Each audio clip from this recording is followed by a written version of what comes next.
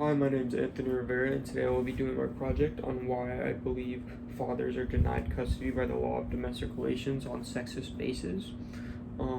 I feel like this is a very important topic to talk about and express my personal opinion on it. Just from personal experience, I feel as if I were to grow up without my father, I would not be who I am today. I would be a completely different person and maybe a less off person, if you will. I feel like my dad really contributed to myself growing up, and without him, I would not be where I am today. I feel like I've made it pretty far, especially for my age, and without him, I just wouldn't be there. So, we're gonna go over a sequence of events. So, it first starts out as a relationship between two people where they've made a pact with each other, stay with each other for a good amount of time. And then eventually it evolves into a more serious relationship, which then evolves into a family with babies.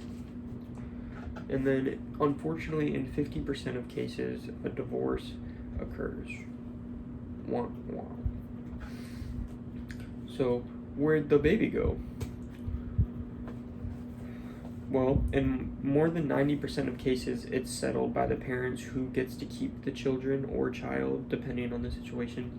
But for those other situations, according to the U.S. Census Bureau, in 2008, 13.7 million parents had custody of 22 million kids, and of those parents, 83% were mothers and 17% were fathers, which leaves 18.2 million kids without a father figure in the home. And we're going to go over in just a minute why that is so bad. But just think about the amount of people that is, the amount of kids growing up without father figures that is, and how detrimental that would affect you, or how you feel it would affect the people that you look up to if they didn't have a father to look up to. Do you ever hear stories from your grandparents or from your parents about how they were raised and what it taught them and all that stuff? It's a big deal. It's an issue. So the effects of living in single mother homes. So now, before I get into this, I want to preface this by saying that I'm not saying that fathers should be held higher than mothers. I feel like they're both important, but I feel like the issue behind fathers being denied custody is a bigger issue, and I'm only bringing light to it because I feel strongly about it. And I also think that mothers are an important aspect to life as well.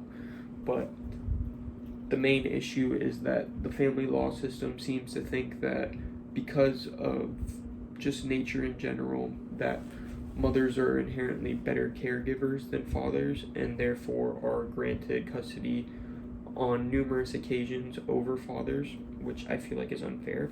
But for kids living in single mother homes, 70% of cases they end up in a subsection full of gang members, high school dropouts, teenage suicides, teenage pregnancies, teen substance abusers, and I'm honestly like not really surprised. I feel like people that come from broken homes, if you will, tend to lean more towards less desirable habits or try to reach out for other families. Some will consider a gain a family, and without a father figure in the home, you tend to look elsewhere for that same energy, that family energy. And 30% of single mothers live in poverty. Now, the benefits of a present father figure. In adolescence, there's a less likely chance of emotional and behavioral disturbance. So we have a happy baby, and then we have a sad baby. We don't want sad baby. Then teens who are close to their fathers continue to have more successful adult marital relationships, which I feel like is very hand in hand. If you grow up in a very thriving and well balanced family, you tend to have more trust in relationships like that rather than the opposite, where you grow up in a broken home. You tend to not trust relationships as much and stray away from them. And specifically, girls who have a strong connection with their father tend to have less psychological distress in adult life.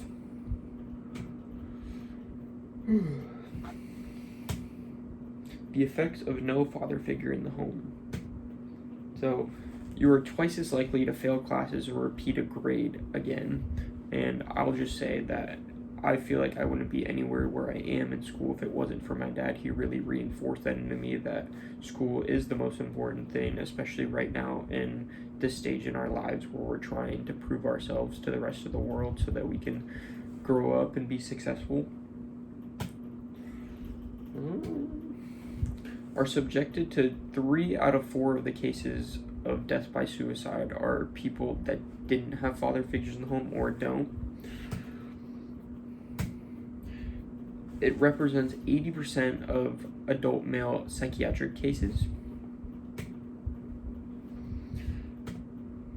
And 6 to 11 times more likely to exhibit violent behavior and end up being suspended in school. And some states have made some provisions as to protect fathers in this sense. Even though it is protect both of them, I feel like the implementation of this statute was mainly leaning towards the idea that they wanted to prevent people or just the family law system as a whole from siding with mothers based on a sexist standpoint that they're better caregivers just by nature. So Delaware has prohibited courts from assuming that one parent, because of his or her sex, is better qualified than the other parent to act as a custodian or primary residential parent. And it is also seen that evidence shows that the quality of interactions in a father-child relationship positively impacts the cognitive, social, and moral development of young children. And that's my project. I hope you guys enjoyed and learned something and are able to take this into your real life experience and teach other people that fathers are just as important as mothers and that vice versa. And we shouldn't try to exile fathers from having a say in their child's life because they can do more good than bad. Thank you. Goodbye.